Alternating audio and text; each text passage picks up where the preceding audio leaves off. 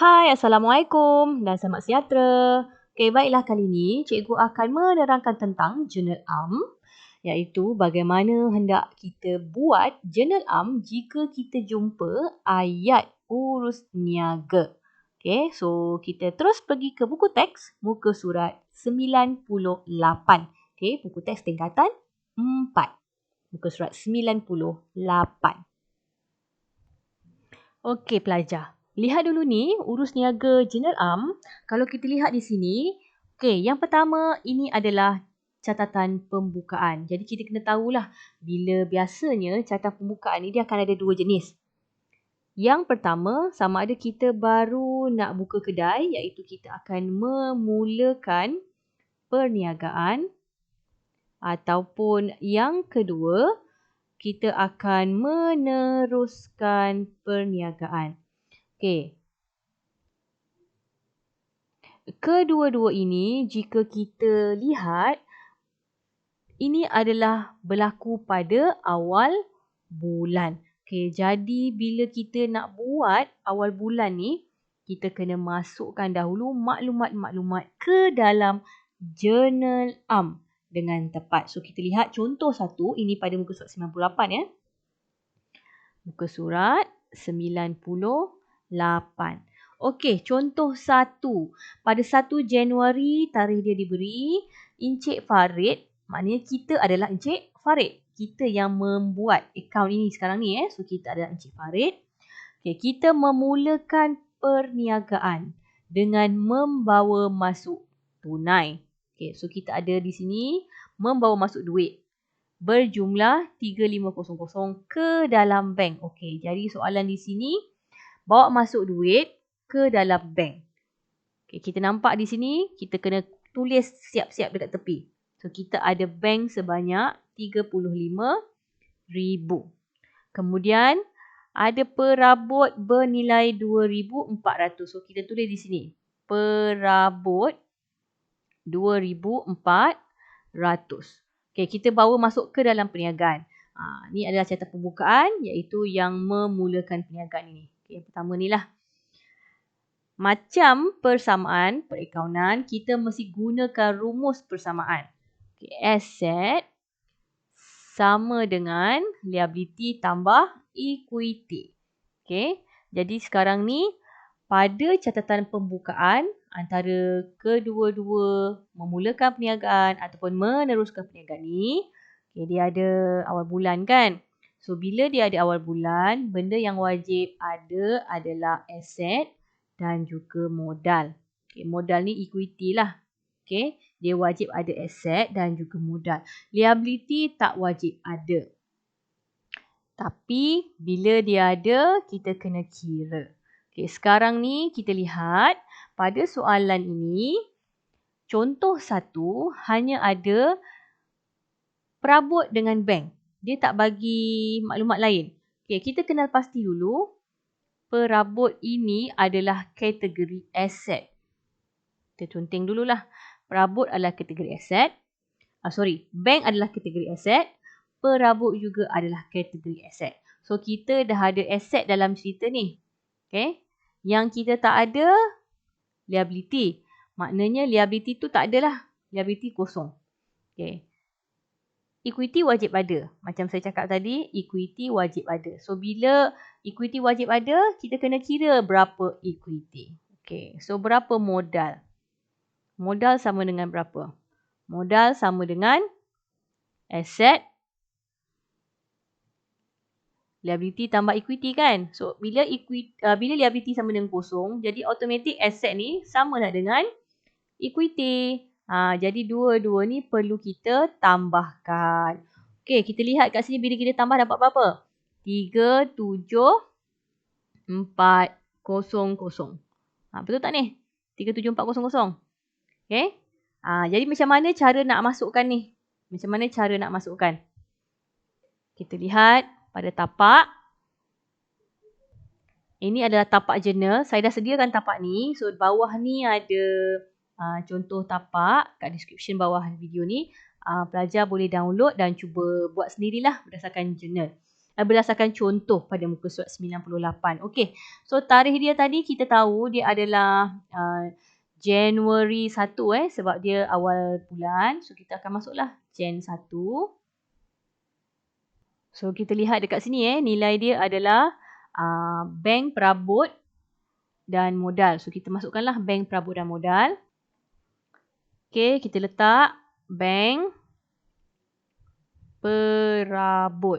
Okey. Bank dengan perabot ni dua-dua adalah aset. Jadi kita akan letak dekat sebelah atas dulu. Dan dia mesti rapatkan ke sebelah kiri dengan garisan ni. Dan modal itu akan berada dekat sebelah kredit sebab dia adalah liability. So kita akan jarakkan sikit. Kita tulis modal. So nilai tadi debit adalah 35,000. Manakala perabot adalah 2,400. Okey, modal tadi kita dah kira, kita dapat 37,400. So bila kita jumlahkan kedua-dua ini, kita akan dapat nilai yang sama dan kita akan tulis dekat bawah. So bawah ni mesti seimbang lah. Okey, nilai yang kat bawah ni mesti seimbang. Okey, jangan lupa kita masukkan keterangan. Okey, keterangan sebenarnya ada banyak cara kita boleh tulis. Tapi untuk awal, iaitu catatan pembukaan, saya amat galakkan yang paling mudah kita tulis saja. Kita tahu bank dengan perabot tu adalah aset. So kita tulis aset. Kalau ada liability, kita tulis liability. Sekarang ni liability tak ada. Yang ada hanya modal. Modal itu adalah equity lah. So saya akan terus tulis aset dan equity pada tarikh ini. Pada tarikh ini. Okey. Simple saja. Okay, ini adalah contoh cara untuk kita isi maklumat pada journal am iaitu bahagian catatan pembukaan. Okey, kita terus tengok contoh yang seterusnya. Contoh seterusnya ni contoh 2. Baki-baki berikut. Bila dia kata baki-baki berikut, so ini adalah meneruskan perniagaan lah. Dia bukan baru nak mulakan kedai. Okay, dia hanya meneruskan daripada yang dia dah buat daripada tahun lepas ke, daripada bulan lepas ke. So, dia meneruskan perniagaan. Okay. Baki-baki berikut diambil daripada kedai kek Zahra 1 Mei. Okay, tarikh dah diberi 1 Mei. Kali ni kalau pelajar lihat, dia beri dalam bentuk yang berbeza. Okay, dia beri terus siap-siap maklumat seperti ini. Okay, bila dia beri maklumat seperti ini, kita tak payah buat seperti contoh 1. Okay, kita tengok contoh 1. Contoh 1 ni, dia hanya beri dalam bentuk ayat sepenuhnya seperti ini. Bila diberi dalam bentuk ayat sepenuhnya seperti ini, kita kena keluarkan dulu apa dia. Kita tadi ada bank dan juga perabot dan kita kena cari modal. Okay, berbanding pula dengan soalan nombor 2 ini, dia hanya terus bagi maklumat siap-siap seperti ini. Jadi kita fokus terus kepada mengagihkan barang-barang yang di dalam tu. Okey, inventory adalah aset. Tunai di tangan kita sebut sebagai tunai, dia adalah aset. Tunai di bank kita sebut sebagai bank, dia adalah aset. Okey, akaun belum bayar. So ABB Perniagaan Maisara ini adalah akaun dia adalah liability. Okey, liability. Liability akaun belum bayar adalah liability dan kita ada modal. Wow, dia dah beri siap-siap Modal ni adalah equity. Dia dah beri siap-siap. Bila dia dah beri siap-siap modal, maka kita tak perlu kira lagi. Okey, sebenarnya pada soalan ini kalau pelajar semak betul-betul, soalan ni ada sedikit kesilapan sebab dia tak dapat jawapan yang imbang nanti. Okey, maka dengan ini saya nak betulkan sikit dia punya maklumat modal dahulu. Jadi untuk contoh 2 ini, pelajar tukar dahulu modal ni kepada 14750. Okey, kalau tak nanti tak dapat jawapan seimbang ni. Okey, tukarkan dulu kepada 14750. Okey, dah tukar. Okey. Kita akan terus pergi kepada tapak dan kita cuba isi. Macam mana nak isi Okey, ini adalah contoh 2 punya tapak. Okey. Kita lihat tarikh dia samalah. 2016 tahun. Okey, kita tahu dia adalah bulan Januari bagi soalan ni. Tak silap saya. Bukan. Okey, soalan ni pada bulan Mei. Okay, kita betulkan sikit. Mei 1. So, kita masukkanlah semua barang-barang tadi. Kita ada inventory. So, semua ada 3 aset lah. Kita tulis dulu. Inventory, tunai di tangan kita tulis sebagai tunai. Tunai di bank kita tulis sebagai bank. So, kita masukkan angka dia. Kita ada 2,000, 1,100 dan 13,300. 2,000, 1,100 dengan 13,300. Okey, next kita ada dua lagi item, iaitu akaun belum bayar perniagaan Maisara 1650. Ini adalah liability so kita tak kat sebelah kredit. Akaun belum bayar Maisara perniagaan Maisara. Okey, dan diikuti dengan modal. Okey. So kita akan masukkanlah perniagaan Maisara 1650. So kita masukkan 1650. Dan kita ada modal yang kita dah betulkan tadi 14,750. 14,750. Okey, so kita dah siap dah bahagian ni. So kita cuba tekan kalkulator, kita tengok kira betul tak jawapan kita. 2,000 tambah 1,100 tambah 1,3300. So kita dapat 16,400. Okey, yang di sebelah kredit sama tak? 1650 tambah 14,750. Okey, kita dapat angka yang sama 16,400. So, jawapan dia adalah seimbang. Okey. Jangan lupa keterangan. Okey, macam saya cakap tadi, kalau untuk awal bulan iaitu catatan pembukaan, so kita nampak 3 ni adalah aset. So kita tulislah aset. Kemudian kita ada akaun belum bayar ni adalah liability. So kita tulis liability. Dan equity pada tarikh ini. Okey, simple saja seperti ini. So ini adalah contoh untuk kita buat catatan permulaan bagi journal iaitu pada 1 hari bulan. Biasanya pada 1 hari bulan maklumat apa yang ada di dalam kedai. Okey, next kita ada belian aset bukan semasa secara kredit. Okey, belian aset bukan semasa secara kredit. Secara kredit ni adalah secara hutang.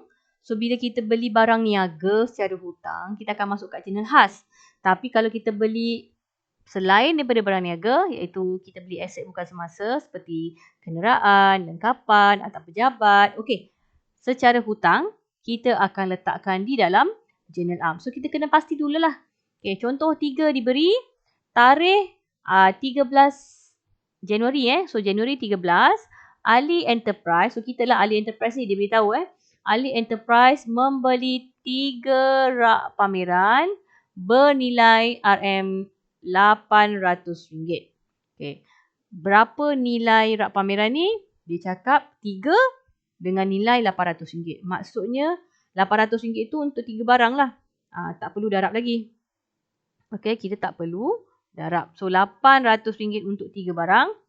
Dia kata secara kredit. Okey, rak pameran ni kita akan letak di mana?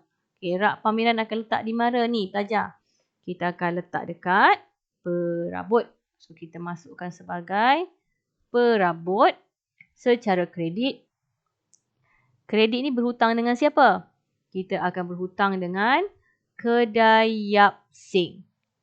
Kita beli dengan kedai Yap Seng, kita tak bayar. Okey, kita nak masuk dalam kedai ni.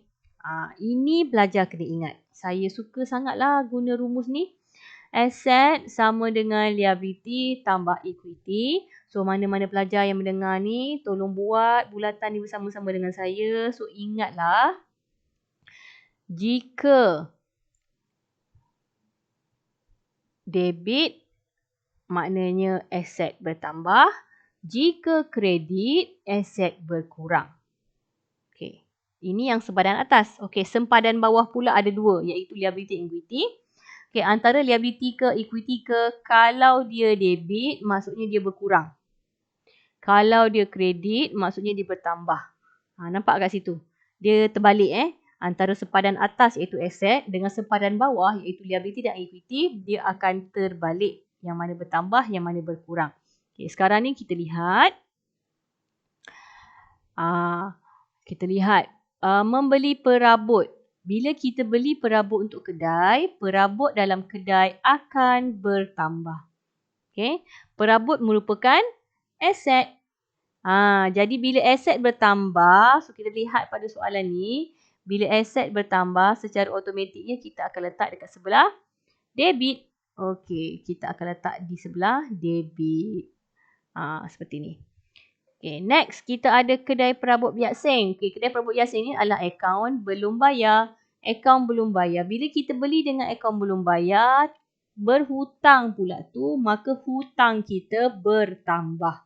Okay, akaun belum bayar ini adalah liability. So, bila liability bertambah, kita lihat sepadan bawah ni. Bila liability bertambah, kita akan letak dekat sebelah kredit. Okay, cara nak isi seperti ini. Kita masukkan dulu tarikh dia Januari 13. Okey. Kita tahu tadi perabot nak letak dekat debit kan? Okey, perabot kita kena debit. So, kita masukkanlah perabot RM800. Perabot RM800. Kredit pun mesti nilai yang sama. Okey. So, nama kedai tu apa tadi? Kedai perabot Yap Seng. So, kita masukkan. Kedai. Okay, kita kena jarakkan sebab kita tahu dia adalah liability. Okay, kedai perabot Yap Seng. Okay, mesti ada pelajar akan tertanya-tanya. Kenapa saya tak letak perkataan ABB dekat depan ni? Okay. Kenapa saya tak letak akaun belum bayar dekat depan ni? Okay, perkataan akaun belum bayar ni tak wajib ditulis. Yang wajib ditulis adalah nama kedai ni dengan betul. Kedai perabot Yap Seng. Okay. Akaun belum bayar ni, ABB kat depan tak wajib ditulis. Tapi tulis pun tak ada masalah. Tak tulis pun tidak salah. Okay. Markah tetap dapat 1. Apabila kita masukkan debit, nilai di kredit pun akan perlu dimasukkan. Okay. Bagi soalan ini, kita dah nampak teruslah. Debit tu 800. Kredit tu 800. Jadi kalau kita tak buat garisan jumlah dekat bawah ni pun, 800 dengan 800 pun tak ada isu sebenarnya. Okay, kalau saya tak buat lah. So, saya boleh menjimatkan masa. Okay, ingat pelajar, kalau kita dah terus nampak jawapan dia, kalau tu kita tak payah tulis terus dia punya nilai jumlah seimbang. Okay, yang penting di sini keterangan. Okay, keterangan tak tahu nak tulis apa. Okay, kita tengok balik buku teks ni. Nampak? Ali Enterprise membeli 3 buah rak pameran bernilai 800 secara kredit daripada kedai perabot Yap Seng untuk kegunaan perniagaan restorannya. Okey, kalau tak tahu cara menulis, awak boleh salin balik ayat ni sebiji sama tanpa ubah. Tapi kalau awak rasa awak nak tulis yang paling mudah, yang paling simple, boleh, tak ada masalah selagi jawapan itu ayatnya boleh difahami. Okey, contoh di sini saya nak tulis sebagai beli perabot. Tak nak tulis beli perabot lah. Saya nak tulis beli rak pameran. Tadi kita beli 3 rak pameran kan? Okey, so saya nak tulis sebagai 3 rak pameran. Beli 3 rak pameran secara kredit.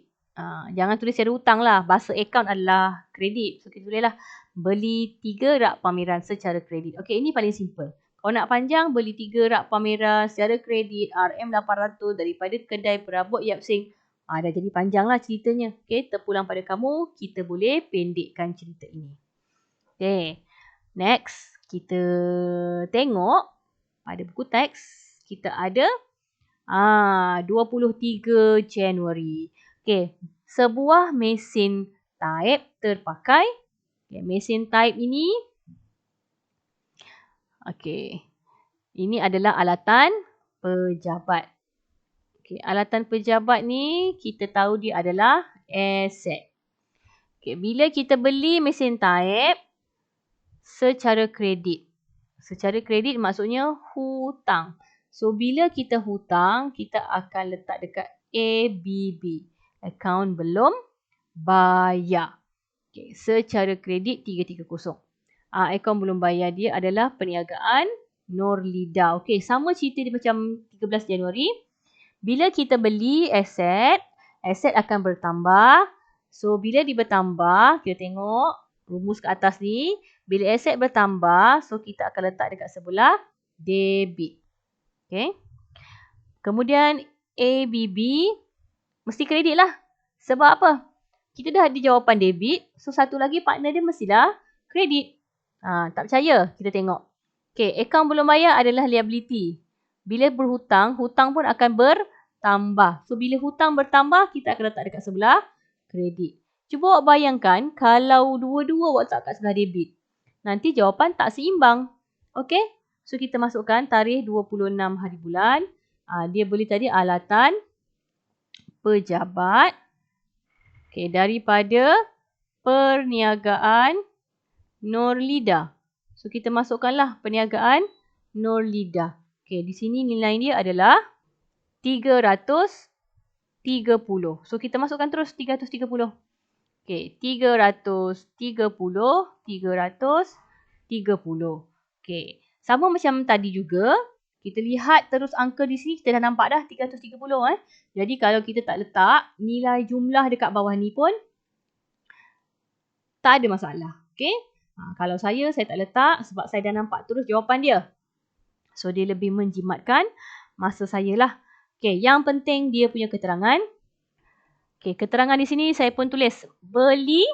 Okey, beli apa ni? Okey, beli mesin type terpakai. Okey, saya pun tulislah. Beli mesin type terpakai secara kredit. Siap. Simple saja. Okey.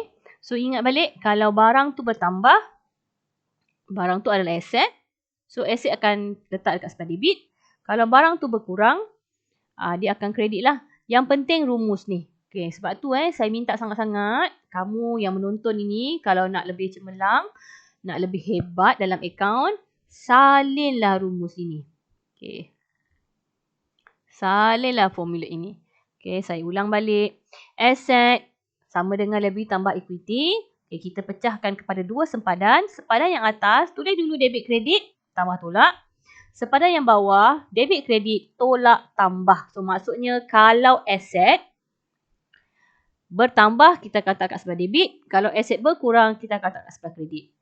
Manakala liability ataupun equity, okay, sepadan bawah ni, kalau dia berkurang, dia akan letak kat sebelah debit. Kalau dia bertambah, dia akan letak dekat sebelah kredit. So, ini adalah rumus yang kena ingat sampai bila. Okay. Kita terus pergi kepada contoh keempat. Okey, ini adalah soalan keempat. Soalan keempat, contoh 4. Okey. Pada Januari 17, pasar mini AAA. So, kita adalah pasar mini AAA kali ni. Okey, kita menjual mesin daftar tunai. So, mesin daftar tunai ni adalah mesin cashier. Mesin daftar tunai terpakai ni kita jual dengan harga RM600 secara kredit kepada kedai buku Cik Ros. Okey, kedai buku Cik Ros akan dapat kita punya mesin daftar tunai. Okey, so kita tengok cerita di sini. Mesin daftar tunai ni kita nak jual. So, bila kita jual, mesin daftar tunai ni adalah aset. So, bila kita jual, dia akan letak di sebelah kredit. Sebab dia berkurang. Okey, tengok pada aset ni lah. Okey. Kemudian, kedai buku Cik Ros, hutang bertambah. Ini adalah akaun belum terima sebab kita tak terima lagi duit daripada dia. So, akaun belum terima ni juga adalah aset. Okey, apabila hutang dia bertambah, kita akan letak di sebelah debit. Okey, so kita masukkanlah. Okey, mesin daftar tunai ini adalah alatan pejabat. Lupa pula nak beritahu. Okey, alatan pejabat. Okey, so kita lihat macam mana cara nak isi dia. Januari 17. Contoh 4 Januari 17. Okey, sebab kita jual barang kan. Jadi barang itu berkurang. Jadi kita punya yang nak letak kat sebelah debit ni adalah akaun belum terima. Yang ini yang kita letak kat debit dulu. Okey, iaitu kedai buku Cik Ros. Jangan salah letak Okey, kita mesti letak yang debit dekat atas. So kita tulis kedai buku Cik Ros. Sama macam tadi juga, kalau tak nak tulis akaun belum terima kat depan pun tak ada masalah. Kedai buku Cik Ros. Kedai buku Cik Ros. Betul tak nama ni? Okey, kedai buku Cik Ros, RM600. So kita masukkan RM600. Maknanya kredit pun mestilah RM600. Okey, buku teks kita kata yang kita buat tadi, alatan pejabat akan berkurang. So akan letak kat sebelah kredit. So kita masukkan alatan pejabat. Alatan pejabat. Okey. So macam tadi jugalah. Okey, 600 sebab kita dah nampak. Tak perlu letak dia punya nilai jumlah. Tapi keterangan kita tulis. Okey, macam tadi kita kata belian kan. So sekarang ni kita kata jual lah. Jualan boleh, menjual boleh. Okey. So saya nak tulis jual je. Jual apa tadi? Mesin daftar tunai. Okey, jual mesin daftar tunai secara kredit. Senang je. Simple saja macam ini. Kalau rasa susah sangat nak buat ayat tu, kamu boleh salin terus ayat dalam buku teks ni. Tak ada masalah. Okey. So kita lihat soalan 28 hari bulan. Okey, sebuah meja pejabat. So meja pejabat ni adalah apa? Alatan pejabat ke? Atau perabot? Pada saya lah, kalau dia kata meja saja, kita boleh letak sebagai perabot. Tapi sebab ini adalah meja pejabat, better kita letakkan dia sebagai alatan pejabat.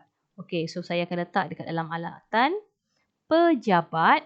So bila kita jual alatan pejabat, so alatan pejabat ni kita tahu dia adalah aset.